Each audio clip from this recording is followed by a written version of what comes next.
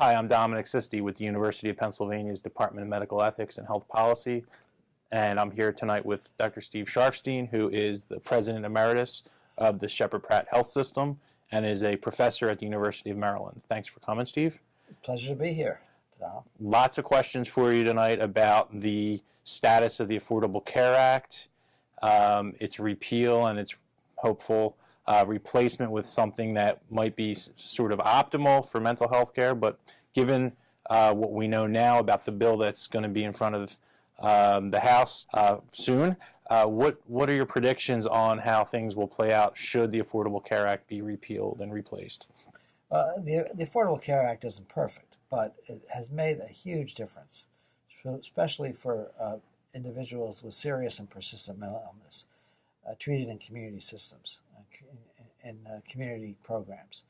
The difference is that many more people are covered and the scope of coverage has expanded. It has made a big difference for hospitals and in terms of the amount of uncompensated care that they've had to bear over the years. Since 2014 and the implementation of the Affordable Care Act, bad debt has gone down quite a bit. The Sheppard Pratt in Baltimore, where I work, we had a burden of well over $1 million a month of bad debt. After 2014, that decreased to under $500,000. So the repeal of the Affordable Care Act will have an immediate impact on care systems, on hospitals, and on community programs, particularly if individuals lose their coverage. Mm-hmm. Right now, I'm working in one of our community clinics in the inner city of Baltimore, and every patient that I see is covered by Medicaid, virtually every patient. And it has made a very big difference in their lives, that they have access to not only psychiatric care that I provide, but also primary medical care and the range of social services that make all the difference for people living in the community, such as housing and supported employment.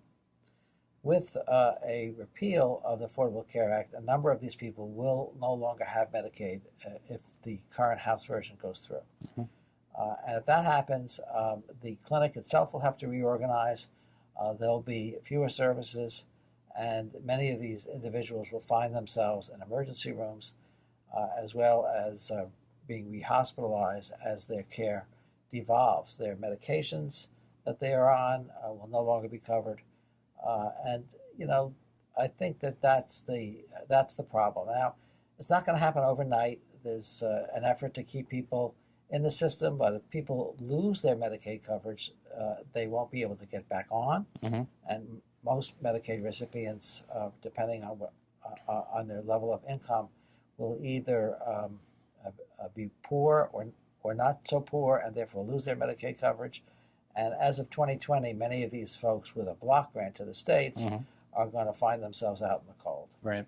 Okay, so this is going to affect individuals, it's going to affect clinics in the community, and it's going to affect large health systems like Sheppard Pratt and other behavioral health providers at a macroscopic level pretty dramatically. Yes, I liken it to kind of a slow-moving train wreck.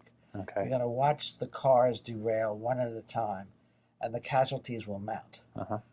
It's not going to be something overnight that suddenly there's no money, but it will lead to major changes in care and major changes in the hope that people have for care and treatment.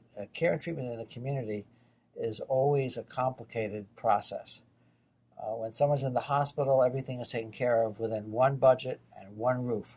But when you're in the community, there are just many different ways of trying to piece together what's necessary. Right. Okay. And without a secure funding source, that becomes a real problem. And Medicaid is the most important funder for care of the seriously mentally ill. And this includes funding that would provide for wraparound services, like, as you said, from assisted employment to housing to maybe even food and sustenance and daily, provisions. And with the opioid epidemic and the substance use issue, when many of these patients have comorbid substance use problems, right. That creates even more of a problem these days. The medication strategies for substance users, as well as all the recovery systems, have gotten a tremendous boost with Medicaid coverage. Right. So that Right. will be at risk. So people will die. Yeah. And it's very simple. People will die. People will die. People will also end up, as you mentioned, in acute settings, ERs and places where they maybe would have avoided had they had proper care beforehand, preventative care, let's say. Who will pay for those people once they do reach a crisis point and present in an ER? Well, the hospitals will have to pay. There will be no payment for the hospitals. It will just become part of the overall bad debt and economic crisis that we'll see, again, as a kind of rolling train wreck Right. of complex systems. Academic systems, for example. Here we are at the University of Pennsylvania. There are lots of costs related to the academic mission. They're not going to be covered. I think that academic systems taking care of the poor and dealing with all the requirements of schools are going to be especially vulnerable in this process. So would it be fair to say then that everyone else will pay eventually, inevitably? Well, we're going to have to pay one way or the other for these individuals. We're going to end up paying a lot more for worse care, for emergency care, let's call it, than we would have had we had a system in place that provided adequate care all along, longitudinal care. Well, I'm going to be blunt, Dom. If somebody dies, that's very cost efficient. True. Sadly. And I think we're going to see more deaths by Okay. suicide, by neglect, by people freezing homeless in the streets. So they might not even make it to the ER, is what you mean? Yeah, or they may make it to the ER once, but then they're discharged because there are no beds. There are no no services in the community for them to rely on anymore. So that's a process, and that human cost is very difficult to quantify. Right. Okay. And it seems also they might end up in jails and prisons where there happens to be a huge number of individuals with serious mental illness now. Right. Well, so then the costs are shifted. Yeah. They move from the health system to the criminal justice system, and we've seen that happen over the past 50 years as we've deinstitutionalized the state hospitals. Much of the care for these folks have shifted to the criminal justice system, which is a terrible place, in my view, to treat people with serious mental illness. So if you had to advise the speaker or the president about what might be in the best interest of individuals with mental illness with regard to this current bill or just in general, what would you say? Well, it's interesting to listen to the rhetoric, from the Republicans on this. They just passed something called the Cures Act. Yes. And they prioritize mental health services. Right.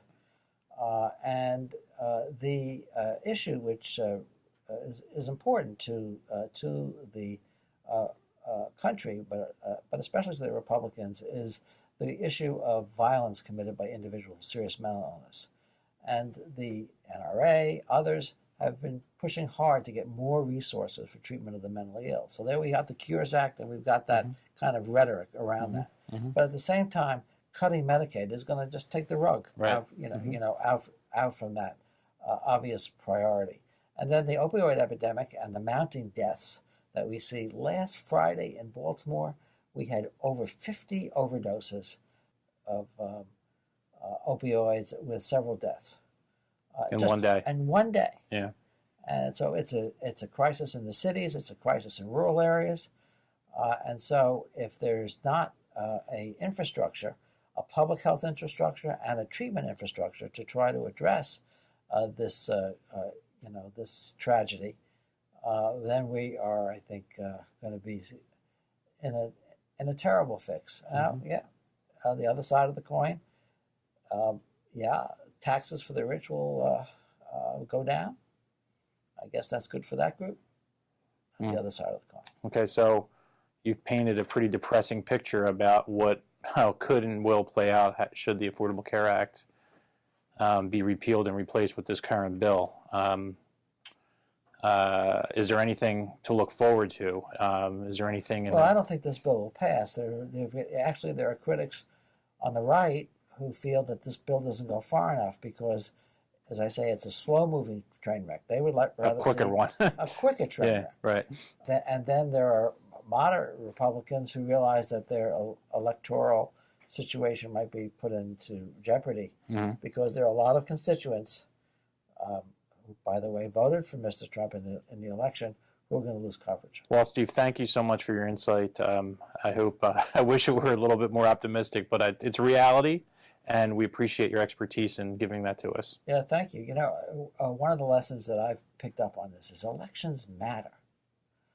Who wins is not a question so much of personality as is a question of priorities and values. Right. And we just have to realize that when we elect a certain individual with their positions, that we're going to see change. Yeah. And I think that's what we're going to see in some fashion. And those changes in this case might actually be people dying. I don't think might. I think we'll actually be able to quantify it. There'll be more people dying.